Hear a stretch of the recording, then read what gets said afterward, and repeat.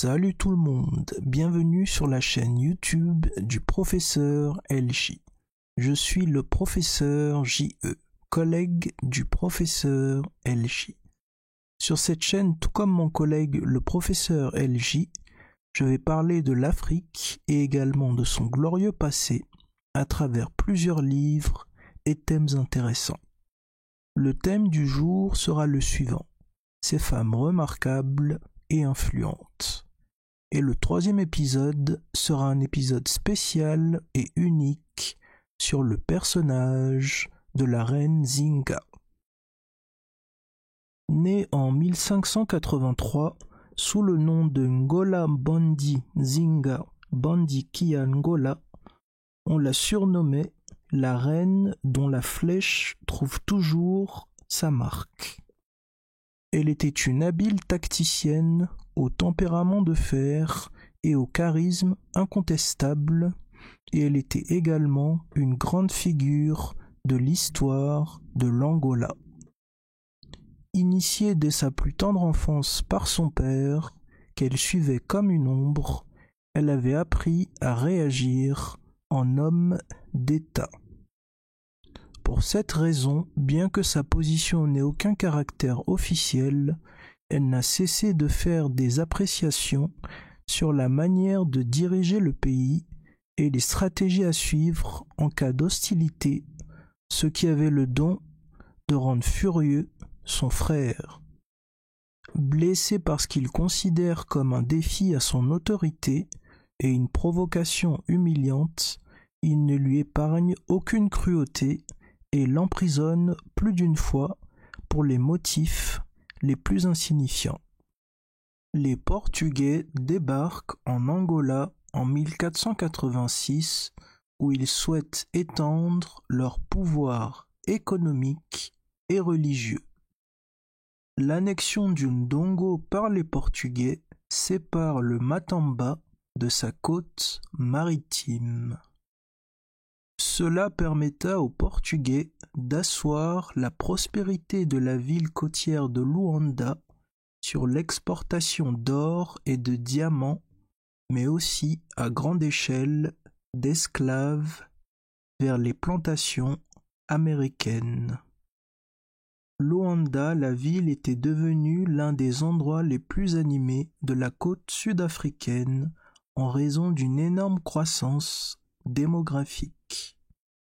L'annonce de l'arrivée de l'ambassadrice angolaise Nzinga avait eu un écho formidable et avait attiré une foule de badauds excités à la sortie de Matamba. Elle était vêtue d'une étoffe de fin velours de raffia avec une étole aux couleurs vives croisée sur ses épaules, couvrant à peine sa poitrine. Elle avait également une couronne d'or massif sertie de pierres précieuses et surmontée d'une touffe de plumes multicolores qui formait un petit casque sur sa tête. Tout en elle montrait la fierté des femmes de haute lignée.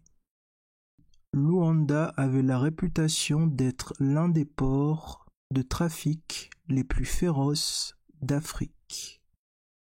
Les esclaves y étaient parqués comme des animaux et environ la moitié d'entre eux sont morts de malnutrition et de mauvais traitements avant même d'être transférés sur les navires. Nzinga reçu par le vice-roi du Portugal, en personne de Dom João Correa de Souza, est dirigé vers la salle où devaient se tenir les négociations. La princesse de Matamba, Nzinga, a voulu faire comprendre à ses interlocuteurs qu'elle n'était pas venue pour faire acte de soumission, mais pour être traitée en égale. Nzinga indiqua au vice-roi portugais qu'elle était maintenant prête à entamer la discussion pour laquelle elle s'était déplacée. La reine Nzinga surprit le gouverneur João Correa de Souza à Luanda par son éloquence linguistique et sa fermeté. Le vice-roi tente d'abord de l'intimider, mais il doit revenir très vite au ton plus respectueux de la diplomatie. Il commence par exiger d'urgence la libération des prisonniers de guerre portugais. La princesse Zinga répondit calmement qu'elle n'y voyait pas d'inconvénient, à condition que toutefois que tous les Noirs déportés comme esclaves soient renvoyés dans leur patrie. Les négociations ont été difficiles et féroces, mais elle n'a pas cédé.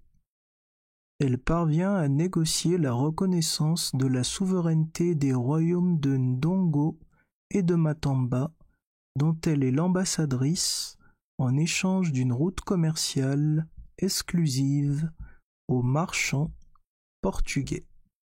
En 1626, elle devient officiellement reine du Ndongo.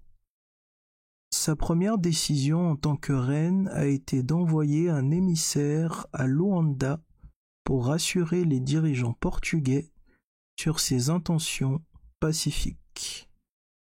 En tant que reine, elle se présenta en libératrice en accordant l'asile dans son royaume à tous les fugitifs qui voulaient quitter les territoires contrôlés par les Portugais. Tout en se préparant militairement, la reine Zinga a également pratiqué une guerre psychologique sur le terrain qui a porté des fruits extraordinaires. Un geste qui favorise grandement son action auprès des soldats africains présents dans les régiments de l'armée d'occupation portugaise consistait à les inciter à rejoindre ses troupes en échange de terres et de fortes récompenses. Avec ce geste, la reine Zinga réussit à affaiblir les forces ennemies. Elle sut aussi utiliser la nature à son avantage en choisissant les foyers de transmission du paludisme pour affaiblir massivement les forces adverses qui furent finalement épuisées par des fièvres auxquelles les hommes ne sont pas habitués. L'utilisation du renseignement militaire lui a également permis de consolider sa stratégie. La reine Zinga dispose d'une police secrète particulièrement efficace qui était embusquée dans les faubourgs de Luanda. Cette police surveille l'arrivée des navires en provenance de Lisbonne ou du Brésil et de troupes fraîches portugaise. Elle est ainsi informée des moindres intentions portugaises. Il fallait une femme exceptionnelle pour résister à une armée occidentale pendant près de 40 ans sans jamais se rendre. Waouh! Sa croisade sera en effet longue entre escarmouches et résistance désespérée pour empêcher son royaume de tomber sous le joug d'une puissance étrangère. Une fois cependant, elle a failli tomber dans une embuscade près des gorges de Kinakinen.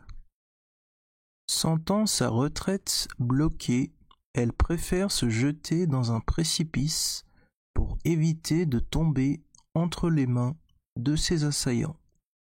Heureusement, la reine Zinga réussit à s'accrocher à une liane avant de disparaître dans la forêt. Une évasion prodigieuse alors qu'elle avait déjà une 50aine d'années. Les vice-rois successifs portugais n'ont essuyé que des échecs face à ce rocher indestructible qu'est la reine Zinga, une femme de surcroît. En dernier recours, l'un d'entre eux a voulu toucher à sa corde sensible en lui demandant 7 fois de se soumettre à la couronne portugaise en tant que chrétienne. Elle avait depuis longtemps abjuré sa foi chrétienne, considérant que la pratique de la religion de ses ennemis était en contradiction avec son statut de reine. Face à une armée portugaise technologiquement supérieure à la sienne, la reine Zinga fait appel à des méthodes de guérilla en privilégiant les attaques de nuit pour surprendre ses adversaires. Afin de devancer les Portugais et pour en apprendre davantage sur leurs techniques de combat, Zinga envoyait régulièrement des espions à Luanda. Lorsqu'en 1641, la flotte néerlandaise d'un amiral néerlandais lança une attaque contre Luanda avec l'intention d'arracher cette colonie prospère au Portugal, la reine Zinga vit une opportunité d'offrir une trêve à son pays épuisé par des années de conflits. Elle envoya une ambassadrice au nouveau propriétaire hollandais de la capitale de Luanda pour leur proposer une alliance. Voici en quoi consistait cette alliance. Le monopole du commerce avec l'Angola pour les Hollandais en échange du rétablissement des droits des souverains africains sur leur territoire. Pendant les 7 années de la présence hollandaise en Angola, les marchands de Rotterdam reçoivent en abondance de l'or, des diamants et des esclaves, tandis que les paysans angolais reprennent possession des terres fertiles de leurs ancêtres. Et ils commencent à reconstruire leur village, impatients de savourer la paix retrouvée. En 1644, la reine Zinga défait l'armée portugaise, mais elle est vaincue à son tour 2 ans plus tard. Aux grandes dames de la reine Zinga qui espérait reconstruire son ancien royaume en profitant de la neutralité condescendante de ses amis hollandais. L'amiral néerlandais rembarque donc ses troupes, non sans avoir prévenu la reine Zinga de l'arrivée imminente d'une nouvelle flotte en provenance de Lisbonne, dotée d'effectifs et d'armements.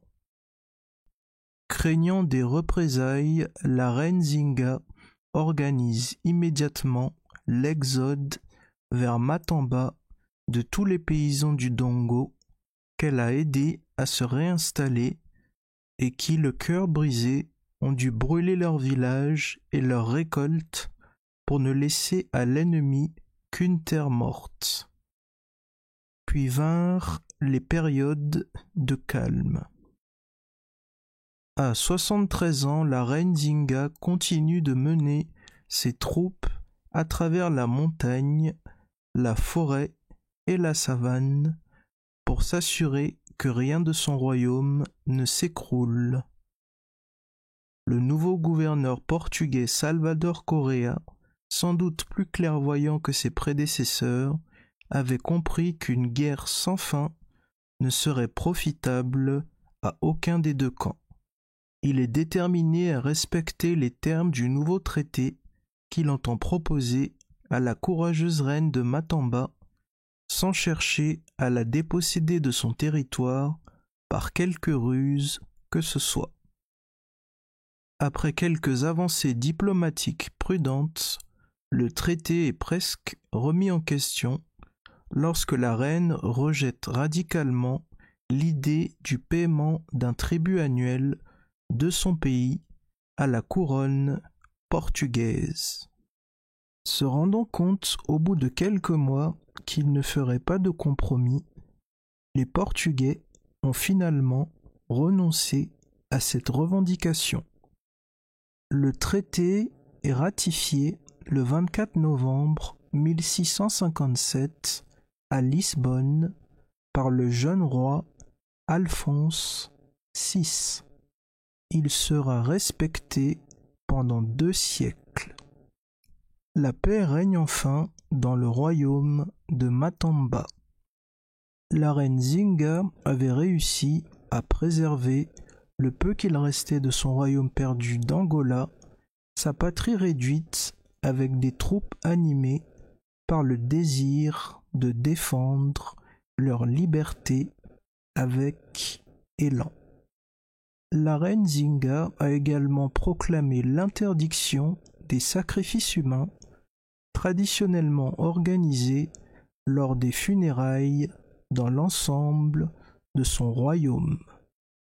Ses 80 ans n'ont pas altéré sa vitalité ni son élégance naturelle. Elle était très coquette.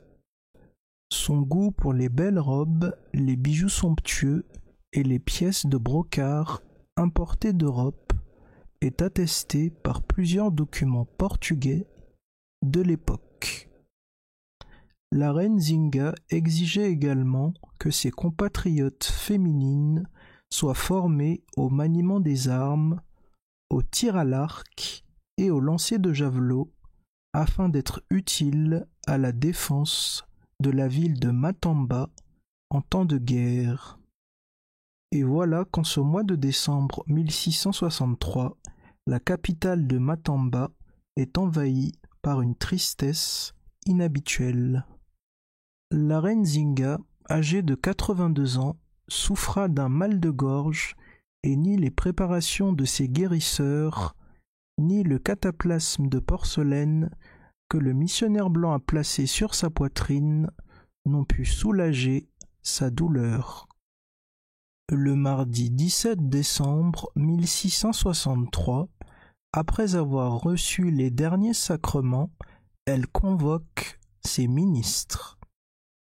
Elle parlait avec difficulté et des quintes de toux faisaient ressortir des gémissements qu'elle n'avait plus la force de réprimer. La reine Zinga décède le 17 décembre 1663. Elle est enterrée recouverte d'or et de pierres précieuses. Elle est connue en Angola pour son sens aigu de la politique, de la diplomatie et des tactiques militaires. J'espère que vous avez aimé et apprécié ce 3e épisode unique et spécial sur la reine Zinga. Si vous souhaitez en savoir davantage sur ce sujet et obtenir des informations intéressantes et croustillantes, je vous encourage à consulter les liens que j'ai mis sous la vidéo et surtout de vous procurer le livre suivant, Reine d'Afrique et héroïne de la diaspora noire de Sylvia Serbin. Nous arrivons à la fin de la vidéo. N'oubliez pas de liker, de commenter, de vous abonner et d'activer la cloche de notification pour être au courant dès que je poste une nouvelle vidéo et bien sûr de partager la vidéo. Nous nous retrouverons très bientôt pour un 4e épisode captivant et passionnant qui sera sur d'autres femmes africaines qui ont marqué l'histoire. C'était le professeur J.E., collègue du professeur L.J. Bye bye.